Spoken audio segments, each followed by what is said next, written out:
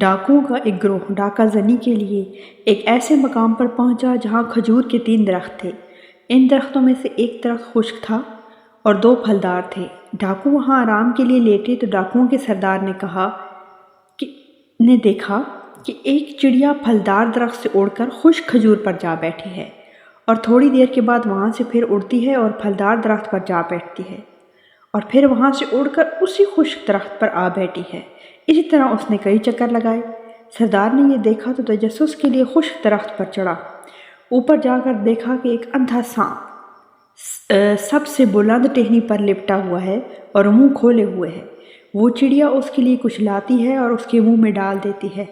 سردار نے یہ دیکھا تو متاثر ہوا اور وہیں کہنے لگا، الہی، یہ ایک موذی جانور ہے جس کے رزق کے لیے تو نے ایک چڑیا مقرر فرما رکھی ہے۔ پھر میرے لیے جو اشرف المخلوقات میں سے ہوں، یہ ڈاکہ زنی کب مناسب ہے؟ یہ کہا تو اس نے خائف کی یہ آواز سنی کہ میری رحمت کا دروازہ ہر وقت کھلا ہے، اب بھی توبہ کر لو تو میں توبہ قبول کر لوں گا۔ سردار نے یہ آواز سنی تو رونے لگا اور نیچے اتر کر اس نے اپنی تلوار توڑ ڈالی اور چلانے لگا کہ میں اپنے گناہوں سے باز آیا، الہی میری توبہ قبول فرمائیے۔ آواز آئی، ہم نے تمہاری توبہ قبول کر لی ہے۔ سردار کے ساتھیوں نے یہ ماجرا دیکھا تو دریافت کیا کہ کیا بات ہے۔ سردار نے سارا واقعہ سنایا تو وہ سب رونے لگے اور کہنے لگے کہ ہم بھی اپنے اللہ سے مصالحت کرتے ہیں۔ چنانچہ انہوں نے بھی سچے دل سے توبہ کی کے لیے سارے مکہ مکرمہ چل پڑے۔ 3 دن کی مسافت کے بعد ایک گاؤں میں پہنچے تو وہاں ایک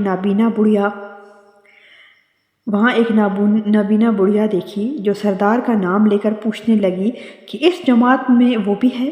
سردار آگے بڑھا اور کہنے لگا کہ ہاں اے ضعیفہ، وہ میں ہی ہوں، کہو کیا بات ہے۔ بڑھیا اٹھی اور اندر سے کپڑے نکال لائی اور کہنے لگی، چند روز ہوئے میرا نیک فرزند انتقال کر گیا ہے، یہ اس کے کپڑے ہیں۔ مجھے 3 رات متواتر حضور اکرم صلی اللہ علیہ وآلہ وسلم خواب میں تشریف لا کر تمہارا نام لے کر ارشاد فرماتے ہیں کہ وہ آ رہا ہے، یہ کپڑے اسے دینا، لہٰذا اے مرد خوش نصیب، یہ اپنی امانت لو۔ سردار یہ سن کر عالم وجد میں آ گیا اور وہ کپڑے پہن کر مکہ معظمہ حاضر ہوا اور پھر اللہ کے مقبولوں میں شامل ہونے لگا۔ انسان چاہے کتنا ہی گناہ گار کیوں نہ ہو، مگر جب وہ سچے دل سے توبہ کرے تو خدا تعالیٰ اس کے پچھلے گناہ معاف فرما دیتا ہے اور اپنے مقبولوں میں شامل کر لیتا ہے۔ ہمارے حضور پاک صلی اللہ علیہ وآلہ وسلم اپنی امت کے ہر عمل سے آج بھی باخبر ہیں۔